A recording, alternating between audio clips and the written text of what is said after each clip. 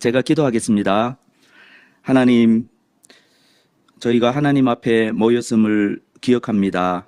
저희가 말씀을 읽을 때마다 문자가 아닌 그 말씀하시는 하나님에 주목하게 하시옵고, 저희가 성경을 읽거나 또 전하는 자의 그 말씀을 들을 때마다 마치 하나님께서 말씀하시는 것처럼 그렇게 받을 수 있게 하옵소서. 다른 모든 종교에도 경전이 있지만 특별히 하나님께서 저희에게 주신 이 성경은 하나님의 말씀과 또 예수님과 사도들의 교훈으로 충만한 하나님의 계시인 것을 저희가 믿습니다. 그러하기에 성경을 대할 때마다 저희가 특별한 마음으로 대하게 하시되 하나님을 대하듯이 그렇게 대할 수 있도록 저희 마음을 붙들어 주시옵소서. 이제 성경 공부를 본격적으로 시작하는 이 시간 하나님께서 축복해 주셔서 평생 하나님의 말씀을 읽을 때 도움이 될 만한 그런 내용으로 채워질 수 있도록 하나님께서 인도하여 주시기를 원합니다. 예수님의 이름으로 기도합니다. 아멘. 네, 여기 그 성경 읽기표를 나눠드렸는데 제가 계속 추천하고 소개했던 성경 읽기표입니다. 이제 우리 손혜경 자매님 통해서 강인우 형제님은 받으시면 되겠고 나중에 교회 오실 때 나눠드릴 수 있도록 따로 프린트 해두겠습니다. 이 성경 읽기표는 여기 보면 날짜와 일자가 있거든요. 그러니까 1월, 2월, 3월 이렇게 월이 있고 1, 2, 3, 4, 5, 6, 7, 8, 9, 10 이렇게 되어 있습니다. 그런데 뭐 연초에 시작하셔도 좋겠지만 제가 나눠드린 용도는 그런 건 아닙니다.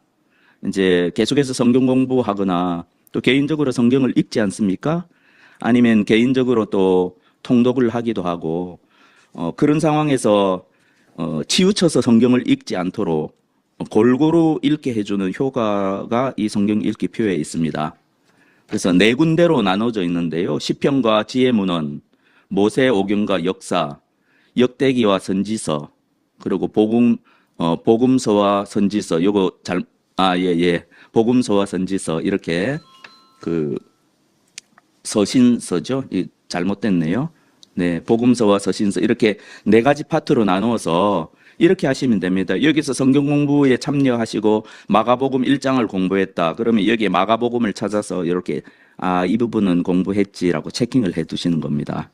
아침마다 성경을 읽으실 때도 이 부분은 읽었지 하고 그 부분을 찾아서 체킹을 하시면 됩니다.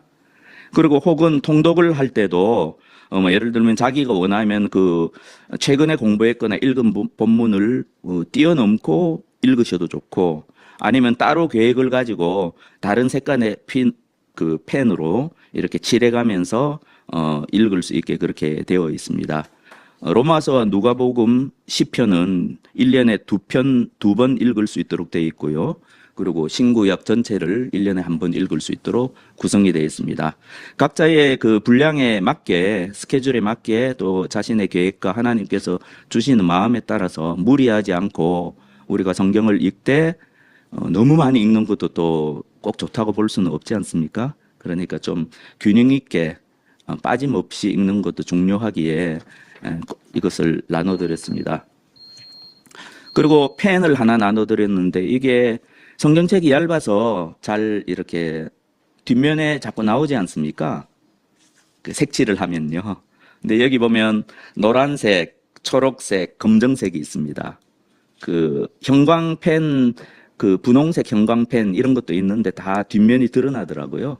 그래서 초록색과 노란색은 그 얇은 성경책에 줄을 그어도 뒷면이 드러나지 않기 때문에 좀 더 편리할 거라고 보고 지금 여러분이 이제 성경책을 구매하셨지 않습니까? 이게 귀한 성경책이 되기를 바라는데 자기가 이렇게 깨달은 점이나 혹은 다음에 뭐 암기를 위해서 혹은 다음에 공부하기 위해서 메모를 해두거나 또 줄을 그을 때 이렇게 도움이 되라고 제가 이거는 개인적으로 격려하는 마음과 사랑의 마음을 담아서 선물 드리는 겁니다.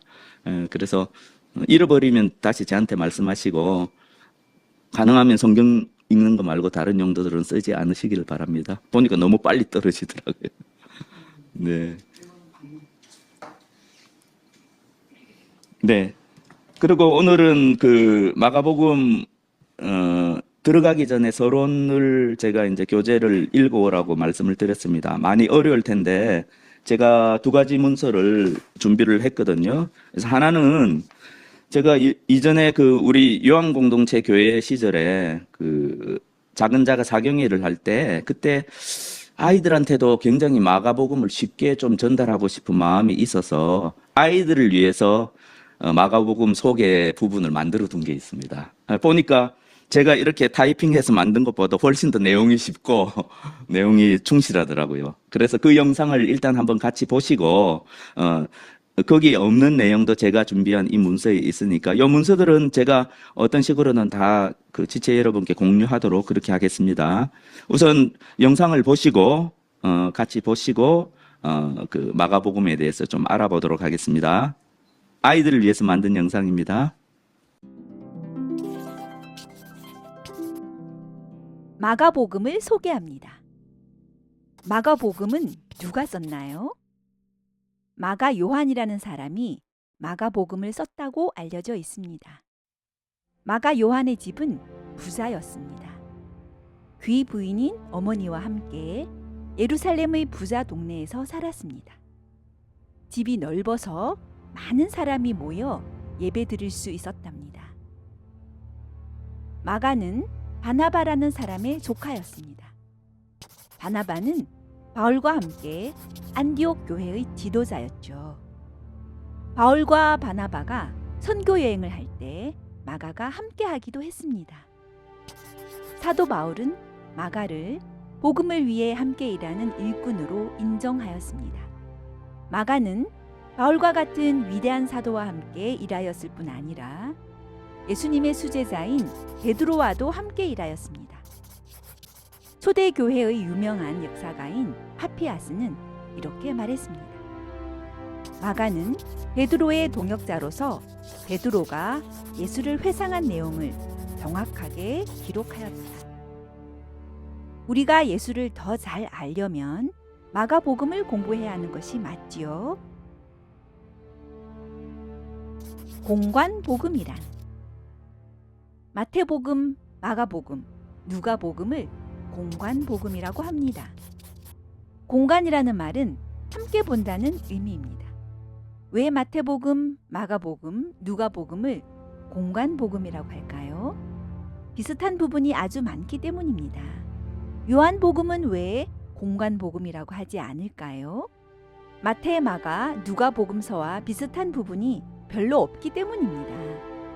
마태, 마가, 누가복음은 왜 비슷할까요? 마가복음이 제일 먼저 쓰였고 마태복음과 누가복음은 뒤에 쓰였습니다. 학자들은 마가복음이 AD 70년 무렵에 쓰였다고 말합니다. 마태복음과 누가복음은 이전에 쓰인 마가복음을 많이 참조하였습니다.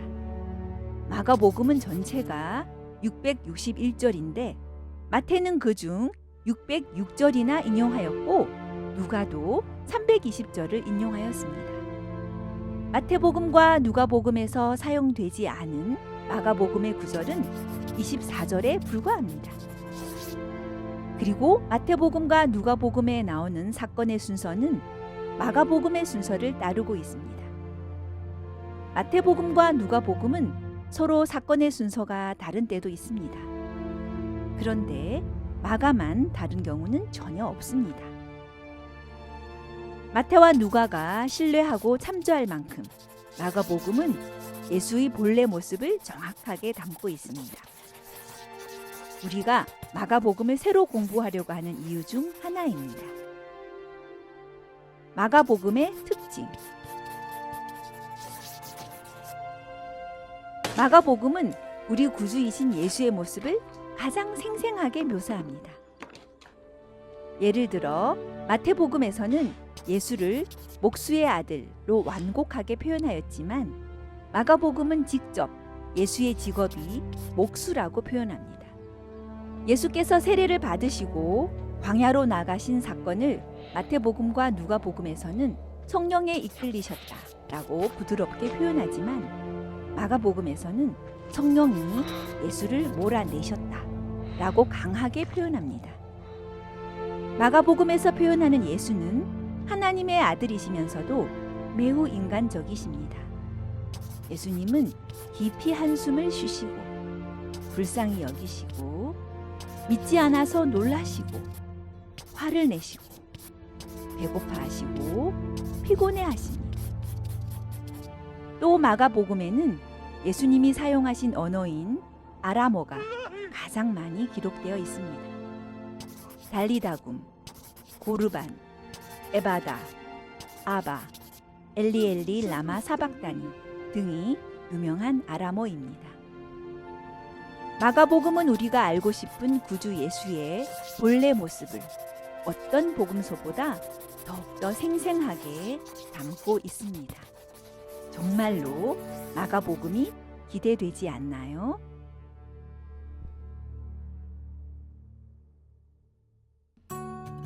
왜 마가복음인가?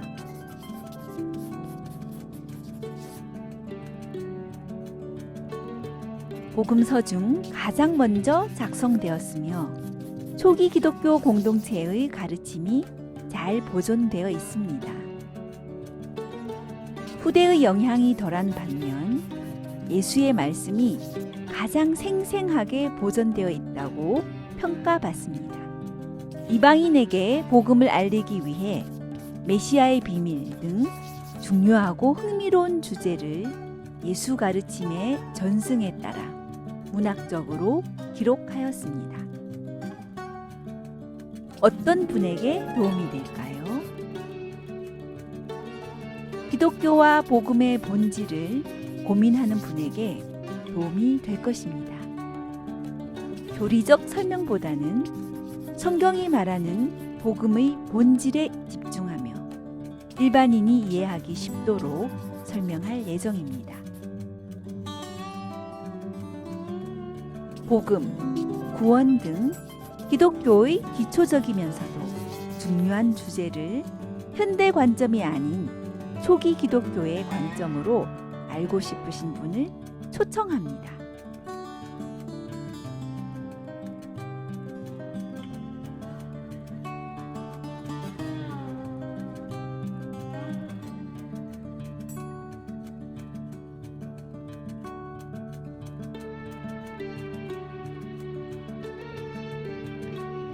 예루살렘 출신의 유대 그리스도인 요한의 별명이다.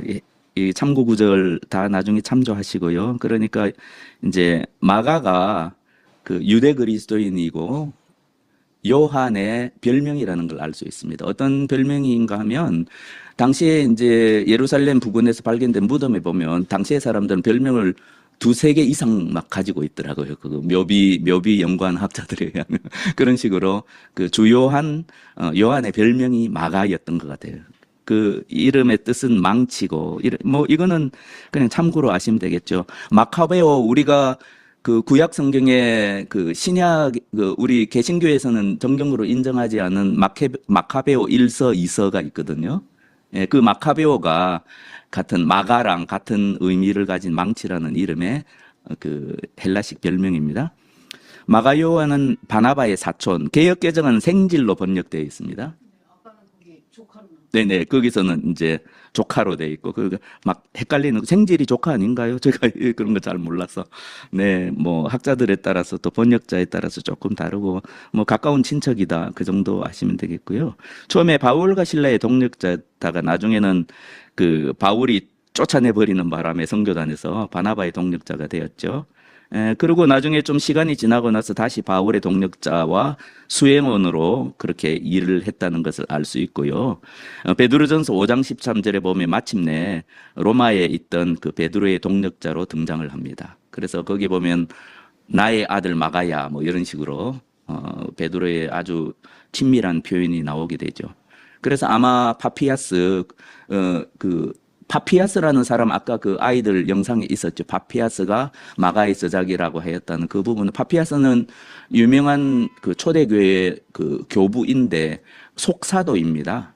그냥 들어만 두세요. 사도가 어떤 사람입니까? 예수님의 직접적인 제자들이 사도이지 않습니까? 속사도는 그 사도들의 제자.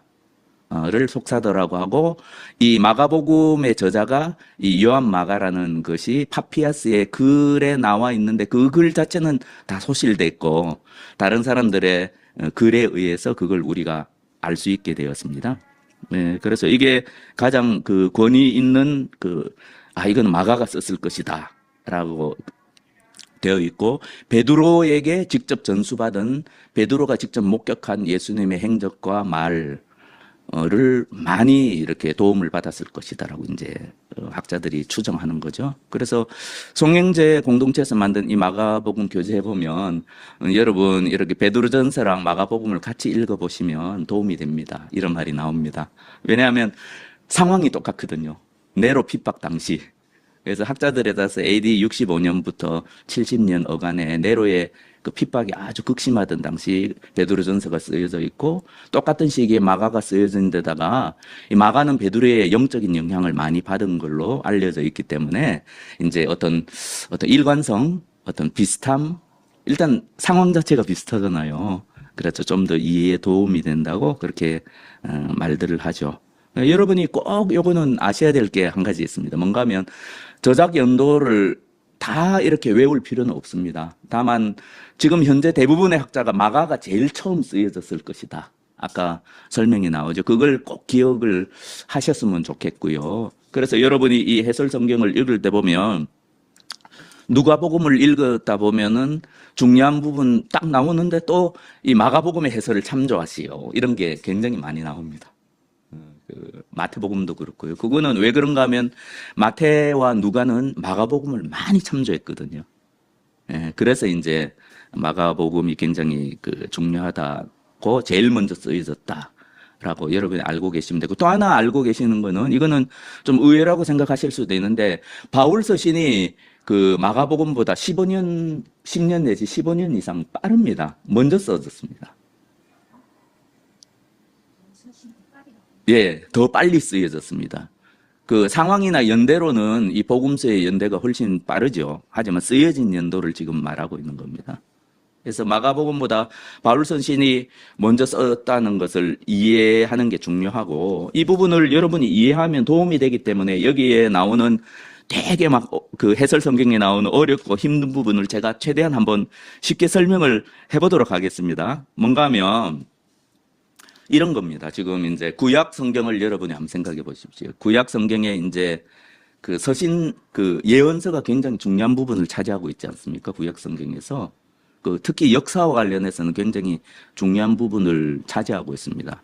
근데 우리가 성경을 딱 보면 역사와 관련된 서술과 하나님의 그 예언은 같이 있습니다. 항상 같이 있습니다. 그게 구약 성경에 그 역사와 관련된 그 구약 성경 저자들의 그 메시지의 특성이거든요. 그래서 예언서 같은 거 보면 하나님의 예언이 있고 그 일이 어떻게 이루어졌는지 우리로서는 굉장히 파악하기 힘든 그게 막 섞여가지고 막 나옵니다. 그래서 우리로서는 참 이해하기 힘든 건데 그걸 기억하시면 됩니다.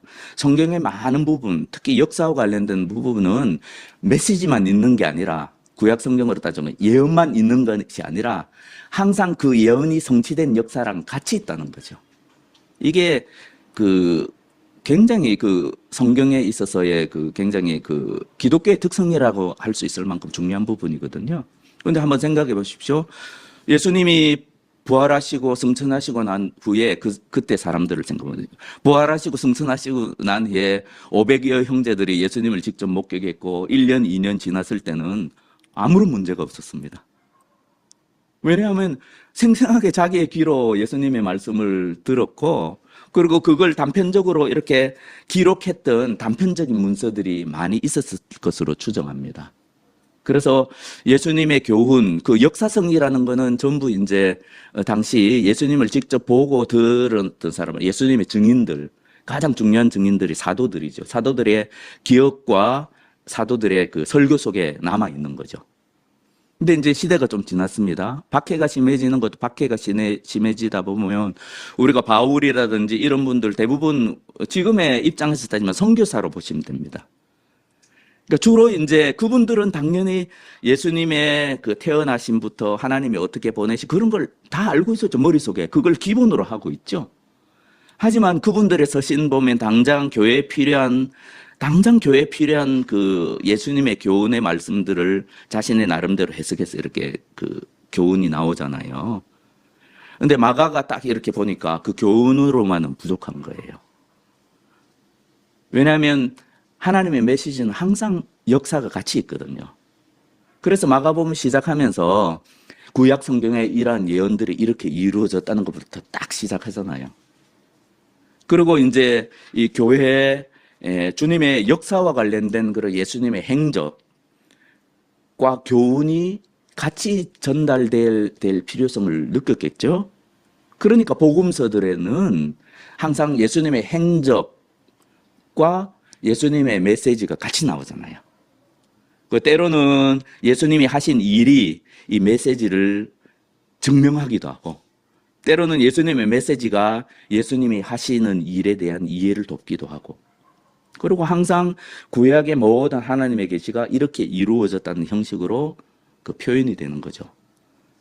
만약에 우리가 복음서를 하나님이 허락하지 않으셨으면 예수님의 교훈과 교훈에 대한 사도들의 해석만 우리한테 남겨져 있었을 가능성도 있어요. 하지만 하나님께서는 네 권이라는 다양한 측면의 이 복음서를 통해서 예수님의 행적과 예수님이 하신 일과 예수님의 메시지가 어떻게 결합되어 있는지를 우리가 명확하게 알 수 있게 되고, 그렇기 때문에 예수님이 이 땅에서 행하셨던 일과 메시지가 일치할 뿐만 아니라 사도들의 교훈과 메시지가 예수님의 교훈과 일치하는구나라는 그런 것들을 우리가 알게 되는 거죠.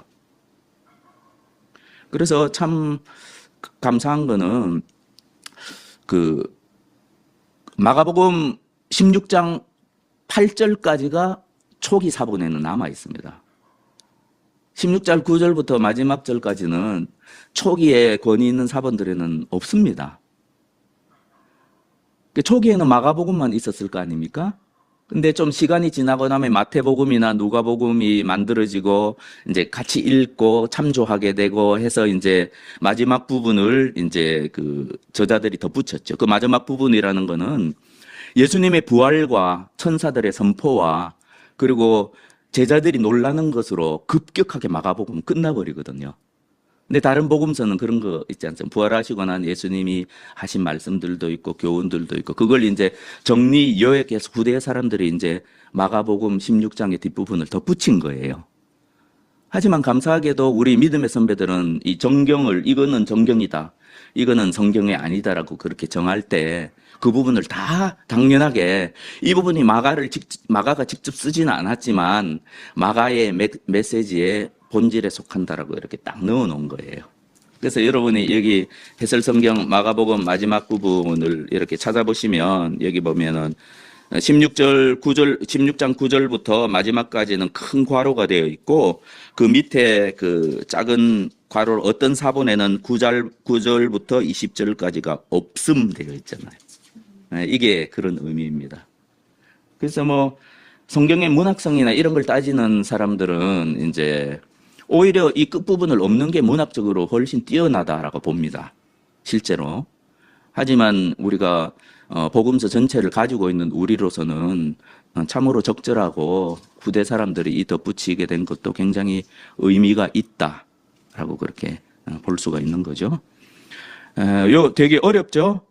네. 어려우니까 제가 이제 제가 뭐 가능하면 이렇게 음성으로라도 유튜브로 제가 올릴 거고요. 지금 아까 본 영상이나 이런 것들 가능하면 올리려고 하고요. 지금 여러분에게 나눠드린 문서도 블로그 같은 데 올리려고 합니다. 잘 모르면 이제 그걸 읽고 이해가 안 되는 부분이 있으면 이렇게 저한테 질문하고. 그리고 사실 이 서론 부분은 100% 이해가 안 돼도 크게 하자는 안 생깁니다. 다만 이제 이런 것까지 이해하고 읽으면 조금 도움이 된다고 할 수 있습니다. 자, 이 복음서를 최초에 누가 읽고 들었을 것이냐? 당시에는 이 책이 귀했기 때문에 주로 들었을 겁니다. 예, 그걸 여러분이 아셔야 됩니다. 이거는 책이기보다는 낭독자가 읽을 그 원고라고 보시면 됩니다. 당시에 책들이 다 그랬습니다. 우리처럼 성경책을 이렇게 한 권 들을 수 없고, 예를 들어 사도 바울이 서신이 보내오면 그걸 열심히 복사하는 사람이 나름대로 있겠지만 그 인도자가 앞에서 그 권위 있는 사도 바울의 서신을 사도 바울께서 이렇게 우리에게 편지를 보내셨습니다 하고 앞에서 읽었을 것입니다. 그래서 우리처럼 조금 읽는 법은 없었을 것이고 앉은 자리에서 처음부터 끝까지 아마 읽었을 거예요. 복음서도 마찬가지입니다. 그래서 그런 의미에서 우리가 그 숙제로 이제 처음부터 복음서 끝까지 앉은 자리에서 한번 읽는 것을 한번 시간 내서 해보시라는 것도 생각보다 도움이 됩니다. 복음서를 이해하시는 이제 그런 거고요. 누가 이 처음에 이것을 읽거나 들었을 것이냐 하면 비유대계, 유대인이 아닌 그리스도인들. 최초의 유대인 그리스도인을 통해서 복음을 전해받고 이렇게 복음에 대해서는 듣고 알고 그 복음을 믿었지만 사실상 유대적인 배경이 아니기 때문에 어떤 부분은 구체적인 설명이 필요한 부분. 네, 그 원고를 나중에 보시면 그렇게 보면 뭐 여러 가지 뭐 당시 유대인들의 정결 의식이나 몇 가지 이렇게 따로 괄호해서 설명을 하거든요. 마가가. 왜 설명을 하겠습니까? 유대인이면 당연히 알 거를 지금 이제 이걸 듣거나 받는 사람들은 유대인이 아닌 거죠. 그러니까 설명이 필요한 거예요. 유대인이라면 당연히 알 거를 막 설명을 하거든요. 그래 이건 이런 뜻이고 뭐 이건 이런 의미고. 네, 그래서 이제 비유대인입니다. 그래서 오히려 마가복음이 유대계 그리스도인들에게 주로 쓰여진 뭐 예를 들면은 그 마태복음이나 이런 것보다 우리에게 좀 더 가까울 수도 있습니다. 또 특별히 고난받는 그리스도인이라면 좀 더 그 감정적으로 좀 더 가까울 수 있습니다. 왜냐하면 이 네로 황제 그 74년인가요? 네로의 대화제로 그 화살을 한 1년 정도 되기도 전에 그리스도인들을 돌려서 학살을 당했잖아요. 많은 그리스도인들이 로마 제국 전체에서. 그러니까 그런 상황에서 이제 쓰여졌기 때문에 이렇게 그 고난의 의미라든지 그 고난받는 그리스도의 그 마음들이 많이 사실은 그 표현이 되어 있습니다. 그리고 이제 그 유대계가 아닌 우리처럼 이방인들을 위한 복음서였죠. 그러니까 우리를 격려하는 그런 그 문학적인 장치가 이 마가복음에 많이 있습니다. 예를 들어 볼까요? 여기 보면 그 마가가 베드로의 제자라고 볼 수 있다고 말씀드렸잖아요. 베드로의 영향을 많이 받았을 거라고 추정한다. 그러면은 베드로는 당시에 뭐 그 짱 먹던 교회에서 짱 먹던 분이셨지 않습니까? 그런데도 베드로를 제일 좀 어리석고 깨닫지 못하고 베드로의 개인적인 입장을 보면서 너무나 창피한 여기서 나오는 사도들이 다 1세대 유대계 그리스도인이잖아요. 네. 그 제자들의 어리석음이 다른 어떤 복음서보다도 많이 포함되어 있습니다. 이게 예수님의 유대계 그리스도인들 처음에 사도들을 부끄럽게 하기 위한 목적이겠습니까? 아닙니다. 우리처럼 이방인 그리스도인들을 격려하기 위해서 그렇게 하시는 겁니다. 그래서 좀 더 그분들의 깨닫지 못함을 좀 더 함으로써 자신들이 존경하는 저 교회 지도자가 참 예수님의 부활하시기 십자가 사건과 부활하시기 이전에는 저토록 어리석었구나. 참 우리보다 더하네. 예수님의 결국은 지금은 다 이제 예수님의 부활을 믿고 있는 사람들이잖아요. 그래서 야, 예수님의 부활 이후에 우리가 존경하는 저 지도자가 저렇게 변했구나 하면서 이제 모든 초점이 예수님의 부활로 쫙 이렇게 맞추어져 가는 거죠. 그리고 여기 보면 재밌는 게 있는데 이렇게 보세요. 여기 보면 복음서에 3번이나 마가복음을 그냥 처음부터 끝까지 쫙 읽어보면 3번이나 하나님이 직접 이는 내가 사랑하는 아들이라고 하나님의 예수님의 정체성이 하나님의 아들 되심을 선포하고 있어요. 하나님이 직접 하나님의 입으로. 근데 보면 제자들이 계속 깨닫지 못하잖아요. 깨닫지 못하잖아요. 심지어 베드로조차도 처음에 보면 마가복음에는 예수님은 그리스도 주에 살아계신 하나님의 아들입니다라는 그런 고백이 아니라 예수님은 그리스도십니다. 부분적으로만 아는 거죠. 베드로조차도 그렇게 나오거든요. 특별히 마가복음에는. 근데 생각해보세요. 하나님이 3번이나 친히 하늘에서 증언하시죠. 그리고 마가복음 시작하자마자 뭐라고 시작합니까? 네, 하나님의 아들 예수 그리스도의 복음의 시작이라. 이렇게 시작하지 않습니까? 지금 뭐 사도들뿐만 아니라 이걸 독자들은 다 믿고 알고 있죠. 그런 상황에서 왜 이렇게 하시겠습니까? 예수님의 십자가, 예수님의 부활을 강조하기 위한 겁니다. 그게 모든 것이다 라고 이야기하는 거죠. 그래서 여기 보면 제자들의 어리석음이 계속되다가 결국 그 제자들은 이렇게 이것을 읽는 독자들은 그 제자들이 결국은 예수님의 부활 후에는 어떤 모습으로 변했다는 건 자기 눈으로 보고 있잖아요. 그러니까 더 격려가 되는 거죠. 더 은혜가 되고. 그리고 예수님의 살아계신 하나님의 아들이심을 더 확신하게 되고. 그리고 믿음을 공유하게 되고 핍박받는 가운데 그 공동체가 공유한 믿음을 더 굳건히 할 수 있는 거죠. 또 어떻습니까? 보면 하나님이 증언하시죠. 복음서 기자가 직접 대놓고 하나님의 아들이라고 그러죠. 그 다음에 보면 귀신들도 2번인가 3번인가 하나님의 아들이라고 귀신들이 막 이야기하잖아요. 그런데 제자들은 깨닫지 못하는 거예요. 그래서 이제 어떻습니까? 이 중간에 보면 제가 몇 번 설교했죠. 예수님이 너희가 왜 깨닫지 못하느냐 제자들 야단치면서 그 눈 뜬 사람을 2번에 걸쳐서 안수해 주시잖아요. 그게 이제 요 전체 분량으로 보면 한 중간 정도에 이렇게 나오게 되는 거죠. 그리고 그 뒤로 조금씩 더 깨닫다가 이제 그 독자들이 아는 바대로 예수님의 부활하신 이후 예수님의 부활의 증인이 된 그런 사람들은 다 변한 거죠. 눈을 완전히 뜬 거죠. 실제로 예수님을 보지 못했던 그 실제 당시의 독자들이 예수님을 마치 보는 것처럼 그리고 본 증인들의 믿음과 공유하는 형식으로 이렇게 서술이 된 거예요. 그래서 어떤 학자는 이 마가복음이 문학적으로도 물론 성경을 그렇게 표현하는 것은 좀 죄송하긴 하지만 문학적으로도 가장 뛰어났다라고 그렇게 이야기를 하는 거죠. 또 한 가지 있습니다. 하나님도 전하시고 복음서 기자도 직접 2번에 걸쳐서 하나님의 아들이라고 또 심지어는 이제 그 세례 요한의 입을 통해서도 증언하시고 그리고 귀신들도 막 증언하고 처음으로 여기에 나오는 그 사람 가운데 그 당시에 그 땅에 존재했던 사람 가운데 제일 먼저 하나님의 아들이심을 깨달은 사람이 누구로 나옵니까? 로마 병. 예, 백부장으로 나오죠. 로마의 장교. 이방인이잖아요.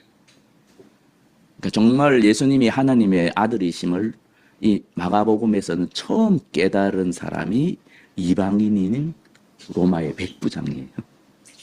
그 얼마나 이방인 그리스도인들한테 큰 격려가 됐겠습니까? 마치 고넬료처럼. 누구도 받지 못했던 축복을 고넬료는 처음 받았잖아요.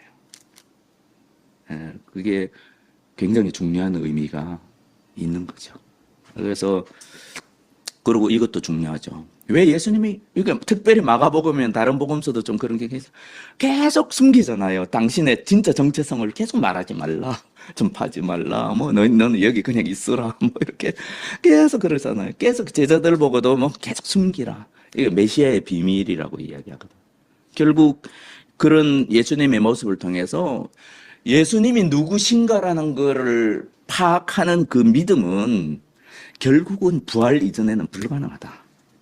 예수님의 그 십자가 죽음 그리고 부활 이전에는 그걸 알기 전에는 어떤 것도 비밀이다. 알 수가 없다.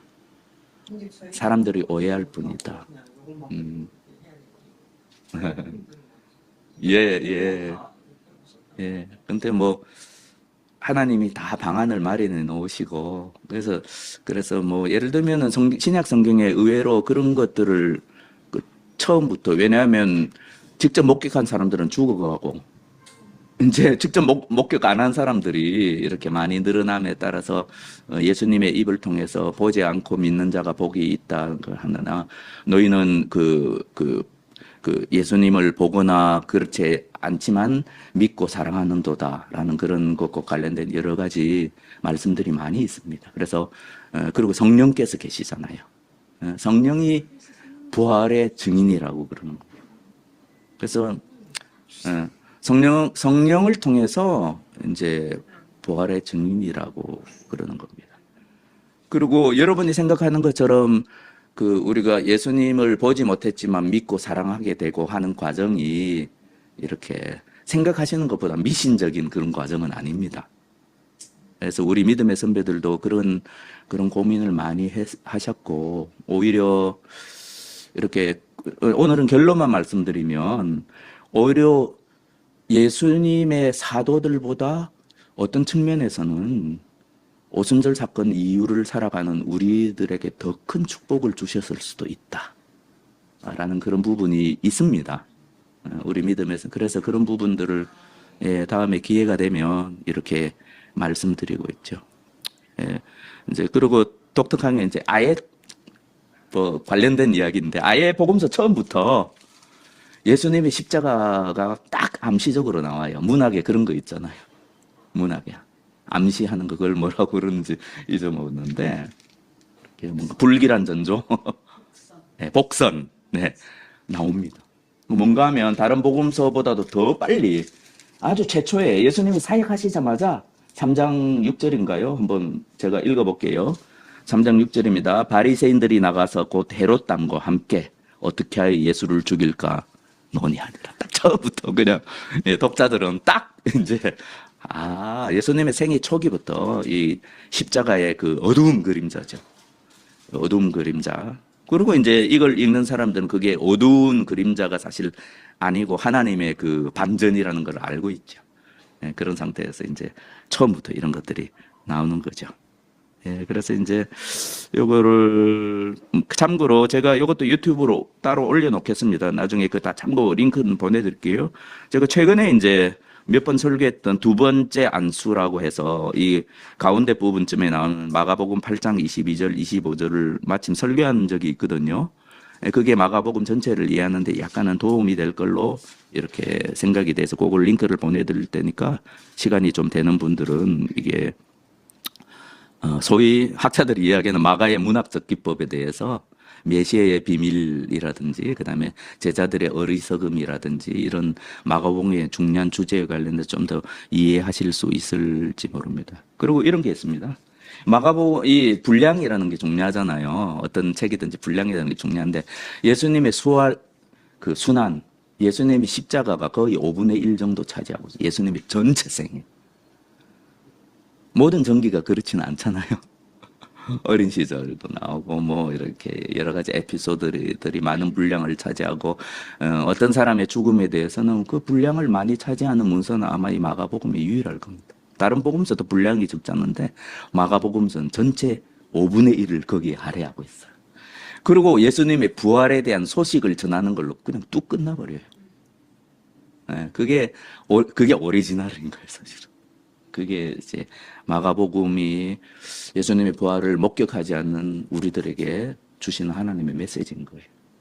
그래서 이제 좀 이거는 뭐 멋져 보이는 말이니까 마르틴 켈러 여기에 있습니다. 여러분이 어렵게 읽으신 이 해설에 나오는데 마르틴 켈러라는 유명한 신학자가 이 마가복음을 뭐라고 멋있게 쓸데없이 신학자들은 멋있게 이야기하기를 좋아하잖아요. 뭐라고 했나요? 그러니까 자세한 서론을 붙인 예수의 순환사. 앞에는 다 서론이라는 거죠. 그리고 이제 그 포인트는 예수님의 십자가의 죽음과 부활의 소식이라는 거죠. 그래서 그걸 기억하시고 여러분이 이제 꼭 따라가기 위해서 여러분이 이제 어떤 주어진 상황에 맞게 하시되 좀 가능하시면 이렇게 한번 해보시면 도움이 많이 됩니다. 여러분이 가장 친숙한 번역본, 그러니까 빨리 읽을 수 있는 번역본. 저 같은 거는 빨리 읽는 거는 이게 이 새 번역이 제일 편하더라고요. 저는 빨리 읽고. 그리고 여기 보면은 제가 가진 이 버전은 장절이 아예 안 나와 있어요. 몇 장만 나와 있고. 그러니까 이게 눈에 걸리는 게 없습니다. 그리고 컴마 말고는 다 뺐습니다. 설명이고 뭐고 다 뺐습니다. 그러니까 그냥 읽기가 좋아요. 그래서 뭐 이게 아니더라도 자기가 또 사람마다 다 다르거든요. 자기한테 익숙한 그런 본을 사용해서 가능하면 시간 내서 그 처음부터 끝까지 보니까 제가 해보니까 제 읽는 속도로는 한 20분 내지 25분. 그리고 좀 늦게 읽는 사람들도 1시간을 넘지 않습니다. 예, 우리 설교 시간보다 그러니까 아니면 뭐 듣는 성경 있잖아요. 듣는 성경 같은 거 틀어놓고 처음부터 끝까지 그냥 읽으시면 됩니다. 그렇게 해서 처음부터 끝까지 하시는 게 한번 그게 숙제입니다. 안 하셔도 좋은데 어차피 마가복음을 공부하는데 이제 도움이 된다는 말씀드리고 읽으실 때 여기 해설 성경에 나오는 단락입니다. 여기 보면 그 복음의 시작부터 시작해서 이 갈릴리에서의 예수님의 활동, 예루살렘으로 가는 길, 예루살렘에서의 대결, 율법학자들과 그 바리새인들과의 대결이죠. 그다음에 고난과 죽음과 부활, 그게 14장부터 16장 나오죠. 요 단락이 있는데 혹시 뭐 조금 읽고 자리를 떠야 된다든지 그런 상황에서는 이렇게 단락별로 이렇게 나누어서 읽으면 좀 더 도움이 될 수가 있고요. 아니면 처음부터 끝까지 읽더라도 이 단락별로 이렇게 잠깐 화장실 가는 시간에 이렇게 나누어서 읽으시면 좋겠습니다. 그리고 네, 숙제입니다. 여러분이에게 나눠드린 이 성경 읽기표에 이제 주간에 읽은 본문 그거에 어떤 거라도 좋습니다. 여러분이 뭐 아침에 시편 한 절을 읽었다 그러면 그 부분을 체킹하신다든지 이렇게 하시면 되고 여러 가지 색펜을 이용해서 그냥 통독 읽을 때는 뭐 노란색, 그 다음에 성경 공부했을 때는 까만색, 그 다음에 이렇게 설교 듣거나 뭐 이렇게 수동적으로 뭘 했을 때는 뭐 초록색 이런 식으로 이제 표시하면 여러 가지 막 X표, 0표, 십자표, 뭐 정자 자기 선호하는 데 따라서 이 성경 읽기를 그렇게 관리하시면 치우쳐 읽지 않는데 많이 도움이 됩니다. 별로 다르게 표시해야 돼요? 아니요, 그럴 필요는 없고 저는 추천하는 겁니다. 그냥 추천드리는 거고 저는 이제 그 제가 사용하는 그 성경 소프트웨어에 이게 아예 들어 있습니다. 그래서 그거 시키는 대로 그다음 이렇게 쭉 그냥 나가게 되어 있습니다. 필요하면 그 이전으로 가서 확인할 수 있는 소프트웨어를 이용하거든요. 저는 이전에 오랫동안 이걸 사용하다가 지금은 사용하지 않고 있고 이걸 가장 추천합니다. 하늘 씨앗 교회 공식 성경 읽기표라고 그렇게 생각해 보시면 되고 저기 그 ESV 스타디 바이블